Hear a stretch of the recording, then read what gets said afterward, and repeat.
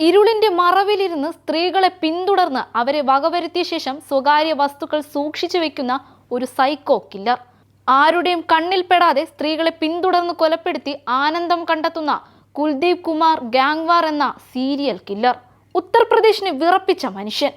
രണ്ടാം അമ്മയോടുള്ള പക വീട്ടിയത് 13 മാസത്തിനിടെ 9 സ്ത്രീകളെ കൊലപ്പെടുത്തിക്കൊണ്ട്.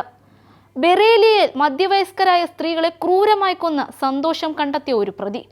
ഉത്തർപ്രദേശിലെ ബറേലിയെ 1 വർഷമായി ഭീതിയുടെ മുൾമുനയിൽ നിർത്തിയ കുൽദീപ് കുമാറിന്റെ കില്ലർ സ്റ്റോറീസ് പ്രേത കഥകൾക്കും അപസർപ്പ കഥകൾക്കും അപ്പുറമാണ്. 2023 ജൂൺ 5 ഒരു നാട് കൺ തുറന്നത് ഞെട്ടിക്കുന്ന ഒരു വാർത്ത കേട്ടാണ്.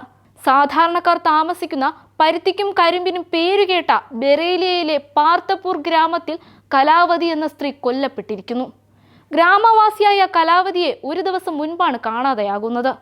ഒരു നാട് മുഴുവൻ തെരഞ്ഞിട്ടും കിട്ടാത്തവളെ തൊട്ടടുത്ത ദിവസം കരിമ്പിൻ തോട്ടത്തിൽ നിന്നും കണ്ടെത്തി.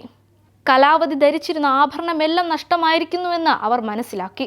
എങ്കിലും അവളുടെ മരണം ഒരു കൊലപാതക പരമ്പരയുടെ തുടക്കമാണെന്ന് ആരും അന്ന് കരുതിയിരുന്നില്ല. അന്വേഷണങ്ങളെല്ലാം പോലീസിന്റെ ഭാഗത്തു നിന്നും നടന്നുവെങ്കിലും കൂടുതലൊന്നും കണ്ടെത്താനായില്ല. കൃത്യം 2 ആഴ്ചയ്ക്കിപ്പുറം തൊട്ടടുത്ത ഗ്രാമമായിരുന്ന കുൽച്ചിയിൽ താമസിച്ചിരുന്ന ധനാവതിയുടെ മൃതദേഹവും സമാന സാഹചര്യത്തിൽ കരിമ്പിൻ തോട്ടത്തിൽ നിന്നും കണ്ടെത്തി. ഇവിടം കൊണ്ടും അവസാനിച്ചില്ല.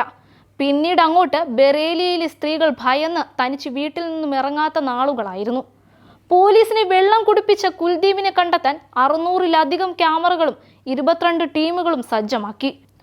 ധനാവതിയുടെ മരണവാർത്തയറിഞ്ഞ് കൃത്യം 11-ാം ദിനം ആനന്ദപൂർ ഗ്രാമവാസിയായ പ്രേമാവതിയുടെ മൃതദേഹവും ഒരു കരിമ്പ് പാടത്തു നിന്നും കിട്ടിയതോടെയായിരുന്നു സീരിയൽ കില്ലറുടെ സാന്നിധ്യം എല്ലാവരും തിരിച്ചറിഞ്ഞത്. പക്ഷെ ഒരു തെളിവും അവശേഷിപ്പിക്കാതെ രക്ഷപ്പെട്ടിരുന്ന കുൽദീപിനെ കണ്ടെത്താനേ ആയില്ല. അങ്ങനെ 2023 നവംബർ വരെ നീണ്ട കൊലപാതകങ്ങൾ 8 എണ്ണമായി കൂടി.